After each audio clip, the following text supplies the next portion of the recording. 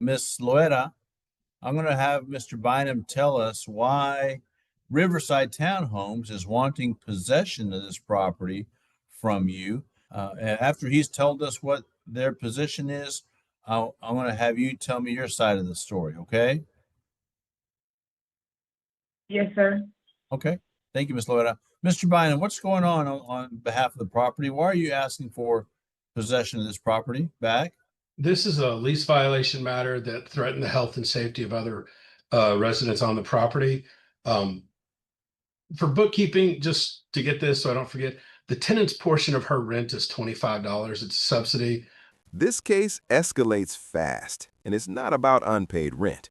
We're talking about a tenant paying just $25 a month thanks to a housing subsidy, now facing eviction over a late-night incident involving alleged firearms, guests, and conflicting stories caught on camera. The landlord says safety was threatened. The tenant says she was trying to stop chaos she didn't invite. And the judge, he's about to decide who's legally responsible when things spiral out of control on subsidized housing property. Stay with us because the details here matter more than you think. The apartment's rent is $2,007, but the tenant's portion is $25. So the total rent is $2,332? No, I'm sorry, it's $2,007. Total, okay. Yes. All right.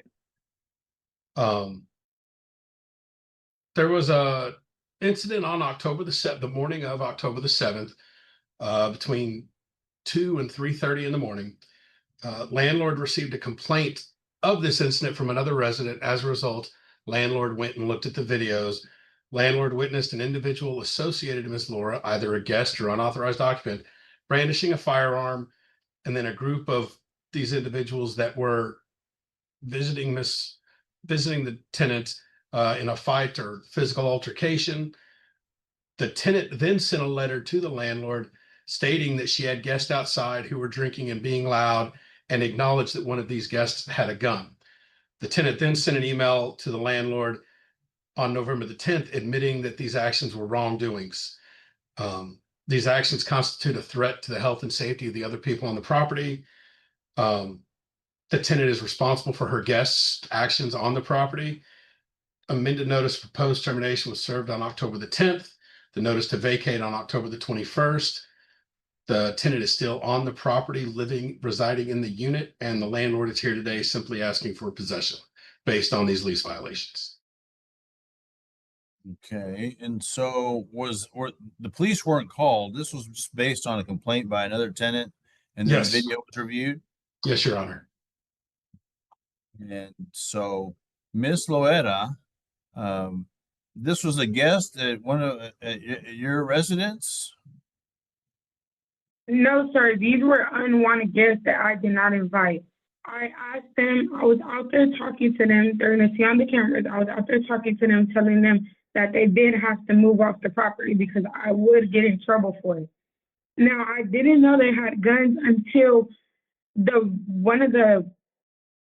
don't know what his apartment number is, but I could give it to you. He came outside 3 times flashing his gun at us. It was a little gun, and the manager told me it wasn't a gun, but I was the one out there. I seen it. So when he did that, I guess he got more mad. Like, I told everybody, I was like, you know what, let's go inside. Like, but y'all have to leave the property. Whether y'all waiting on y'all's ride or not, y'all have to leave the property. So I did, yes. I was going to take him inside my house when he came outside, like, screaming. And then he grabbed his gun and clocked it back at us. And I didn't know, but the boys that were out there, they did have a gun, and they did take their gun out. And they didn't even clock it back. All they did was just take it out to scare him because he pulled his on us and clocked it back. Okay. And then when I went to the manager and told her, she was like, no, it wasn't a gun. It was a phone, but it was a gun. Mm-hmm. Okay. So they're only trying to evict me right now. But I could give the apartment back. I just want everybody who was in the incident responsible for their actions. Mm-hmm. Okay. And so are you in the process of moving out? Because it asked you to move out, what, back in October? Yes. Okay. So yes to that they told you back in October to move out, but are you in the process of doing that, or are you just kind of holding on until you have a decision from the court?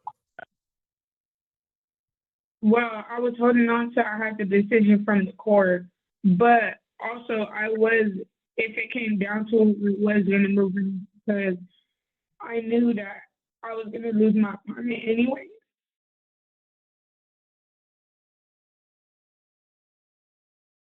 Okay. And so, Mr.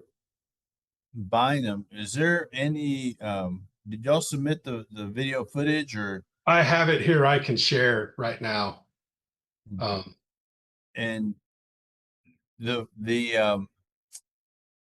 I guess the version that Miss Loretta just told us is that someone else, a neighbor, approached them flashing a weapon. Did that come into consideration as to why maybe one of her guests also displayed a firearm? Your Honor, if I could ask Ms. Delancey a few questions, this may help with this as opposed to me testifying as to the videos. Okay. Cassandra, can you, okay, are you unmuted now? Can you hear me? Yes, sir. Once you received the complaint from the other resident, did you pull the videos from that evening? Yes, sir. And in those videos, can you see the tenant here's guest pulling out the gun and then actually walking around with it still in his hand, that it does not look like he immediately put it away? Is that correct? Yes, sir.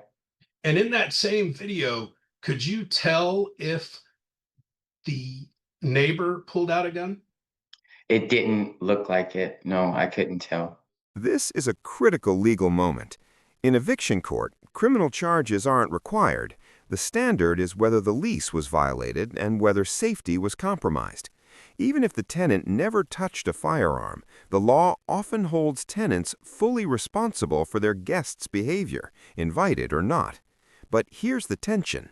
The tenant claims she never saw the gun, while video footage suggests the weapon was visible nearby. So the question becomes credibility. Who does the judge believe, and how much does intent matter when safety is on the line? But you reviewed that video, is that correct? Yes, sir.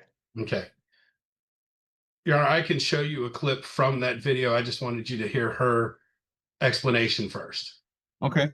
Then if you will go ahead and share your screen, would you let him share his screen? So you can play that video. Have you seen the video, Miss Loretta? No, I haven't. Okay. And you're on your phone right now, so I don't think you'll be able to see it. But I'm going to go ahead and review the video. Mr. Bynum's going to share his screen. Would you go ahead and let him do that, please, Ms. Negro? Was there any hearing or any meeting at the property about this incident to give Miss Loretta a chance to explain what happened or present her defense? I do not want, I'm sorry. In the amended notice of proposed termination, there was the offer for a 10-day meeting. I do not recall the tenant contacting me regarding this matter. If she said, I mean, I can obviously look back in my time entries to see if I did speak to her, but the 10-day meeting is always offered. If she would have reached out to us, we would have had that. I don't recall that happening. Top of my head. No, they only asked me to write a statement within the 10 days. They never told me about a meeting or if we can schedule a meeting because they know I don't have a phone.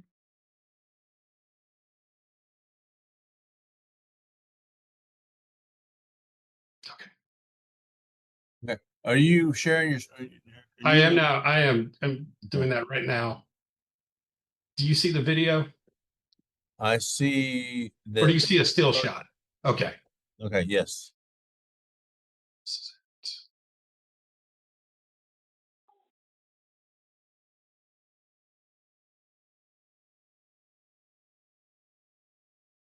I would say I believe, and Miss Loera can correct me if I'm wrong, but she's the individual in the red shirt.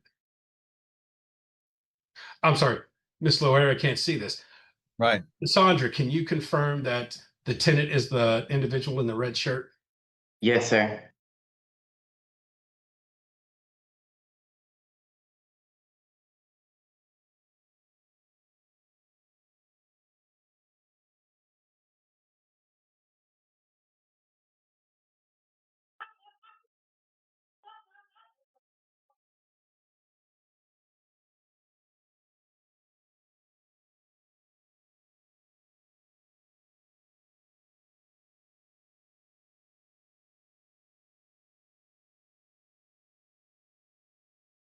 Your Honor, I'm pausing it again. The individual that I am circling here, you will see clearly here in just a moment that he does have a firearm in his hand.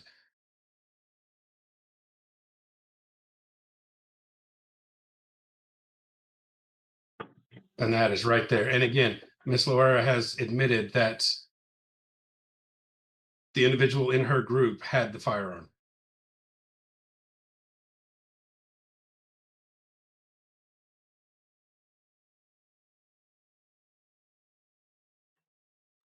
And I did admit it because the manager is the one who told me. She was like, "Did you know that they had firearms with them?" I said, "No, I didn't. I didn't know until you just told me."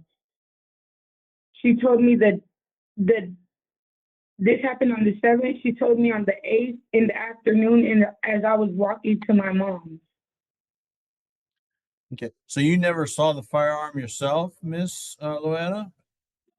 No, no, I never saw it myself. Not even when I walked into my own house with them. I never seen it. Not even looked back, nothing. I did not see them. I did not see the gun until the next morning that she told me they had one. And I still didn't even see it. I just heard about it.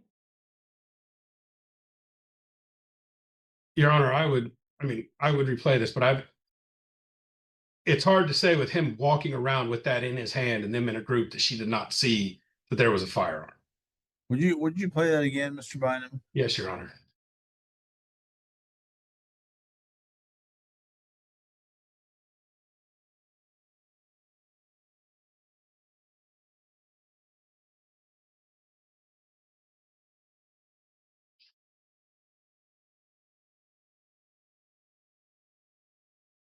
If I may, I'm sorry. It appears that he has it out at this is what I'm seeing is it appears that he has it out right here. And Miss Loera is right here. And so there's a young man putting his hand up, right? There's nothing in his hand. He's just, No. I'm sorry. It's the one I'm circling right here, sir. right. No, right. I see that. Okay. And Miss Loera looks like he has her back to him. Right there's, I guess the writing's on the back of her shirt. It appears the writing is on the back of her shirt. She would be Okay. looking in his general direction. Okay. All right. Proceed then, because it was hard for me to make that was a gun in his hand.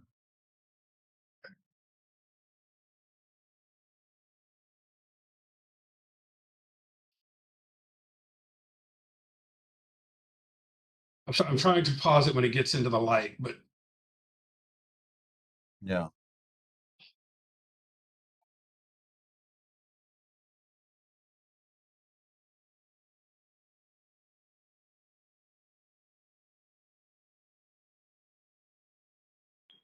Okay.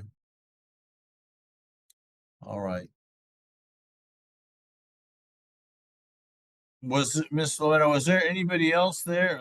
Those young men, were those your friends, your son's friends, or relatives? Who was that on the property with you that night?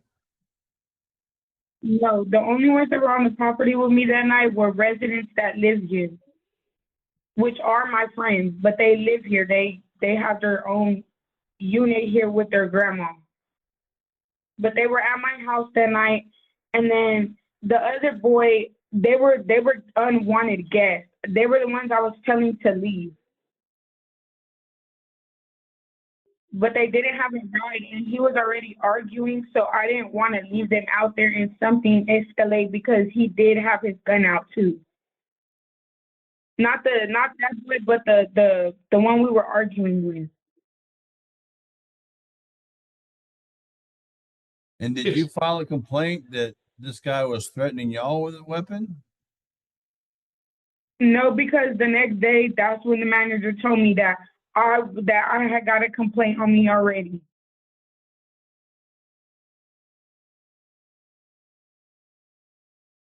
Okay. And did you And tell then the she told manager me that that, and did you tell the and manager she that? told me that the Go ahead. yeah, I did tell her that. I also told her I was like where the like she was like the cops got involved. They did come by, but they didn't see her out there, so they left.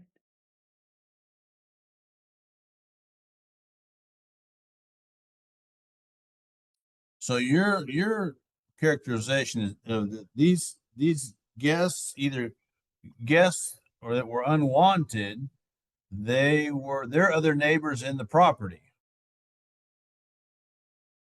Have There, those? yes, one of them is in property, and then the one we were arguing with, the one we were in front of his apartment. He's the one that had a gun as well.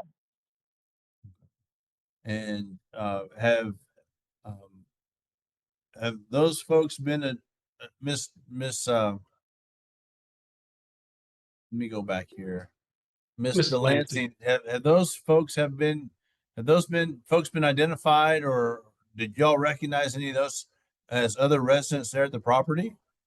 No, I can't see their faces clearly. I asked her when she wrote her statement to be specific with what units were involved or at her home.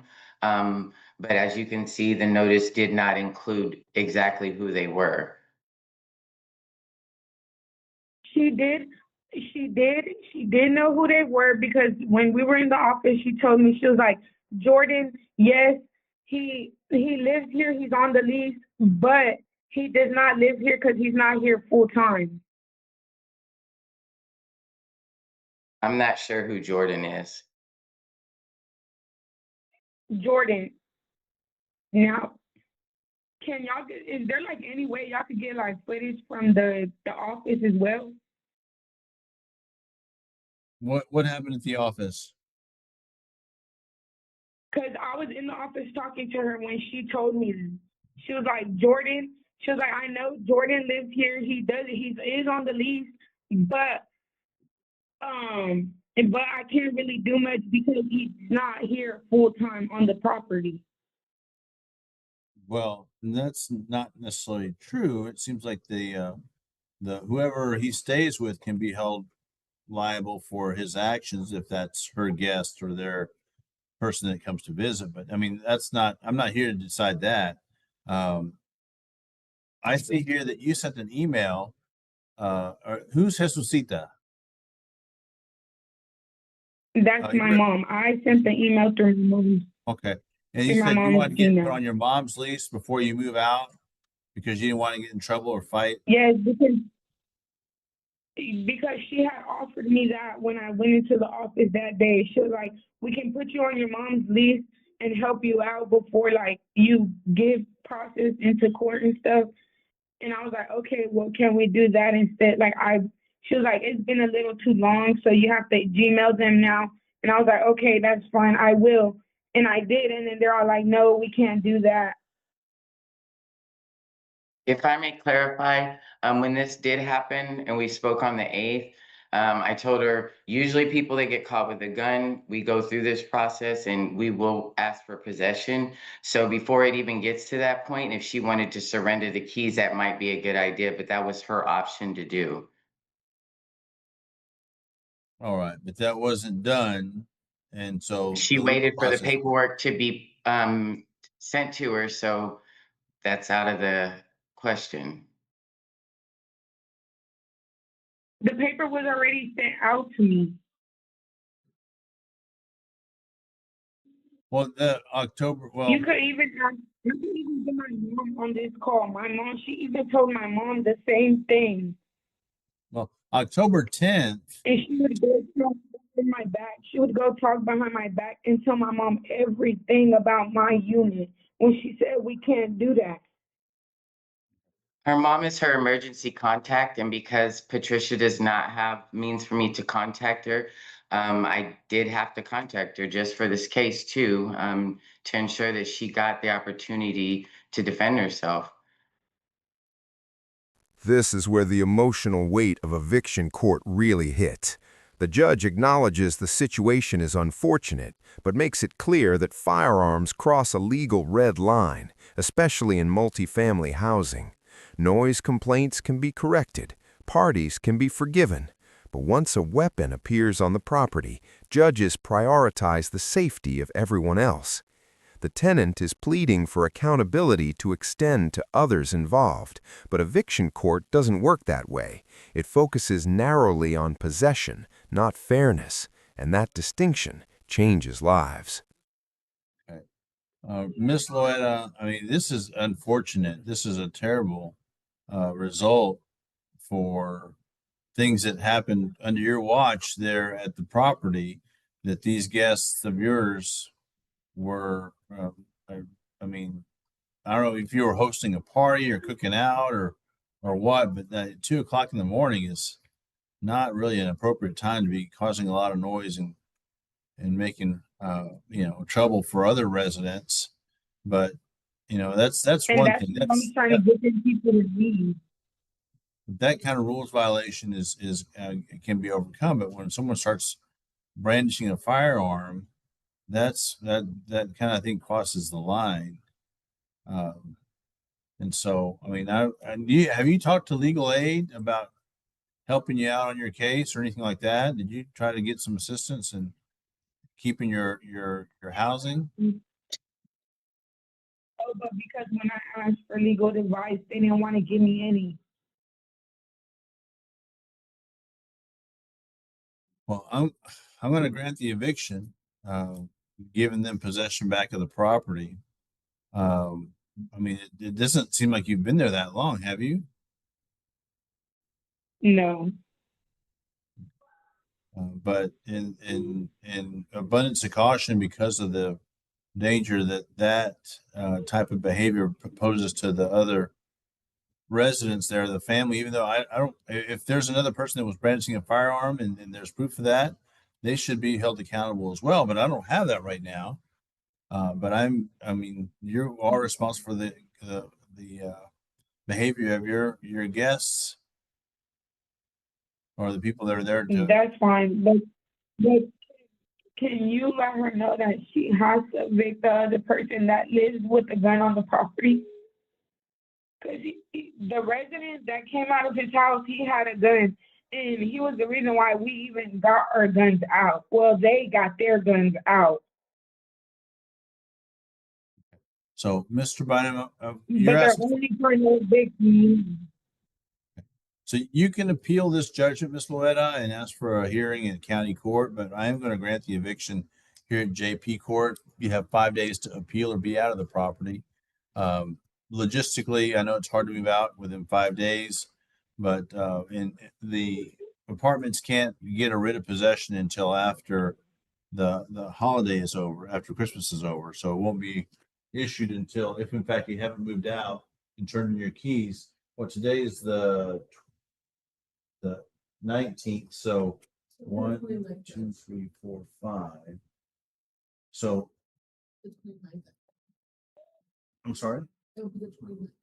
Yeah, you have until Monday to appeal this judgment. Monday the 29th, not the 22nd, but Monday the 29th to appeal or be out of the property. Otherwise, they can get a writ of possession on the 30th.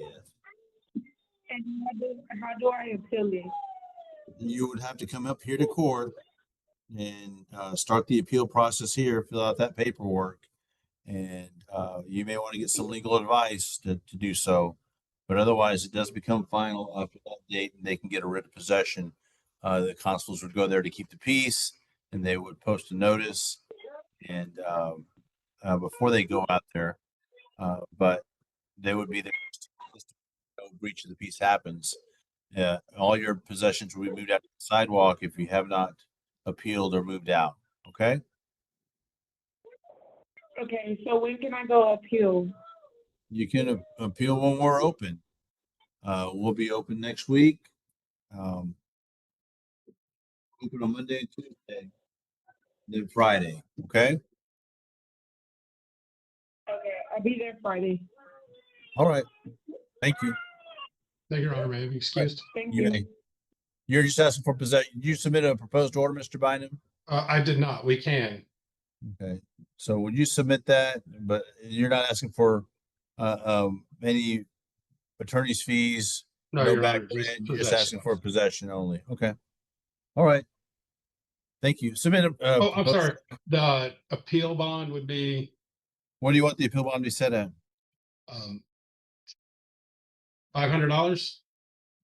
It's got to be what the tenant can make. If her monthly rent is $25, it's got to be a little bit more. She has a job now that she hasn't disclosed, Sorry, so she Your is Honor. working. We'll with respect, whatever the court decides. We'll set it at $250. Thank you, Your Honor. Okay. $250. All right. Thank you. Thank you. In the end, the judge grants the eviction, citing the tenant's responsibility for her guests and the danger posed to other residents. She's given a short window to appeal, a $250 appeal bond, and a clear warning about what happens next if she can't move in time. This case highlights a harsh reality of subsidized housing law. Even minimal rent doesn't mean minimal responsibility. Safety violations can override intent, explanations, and even sympathy.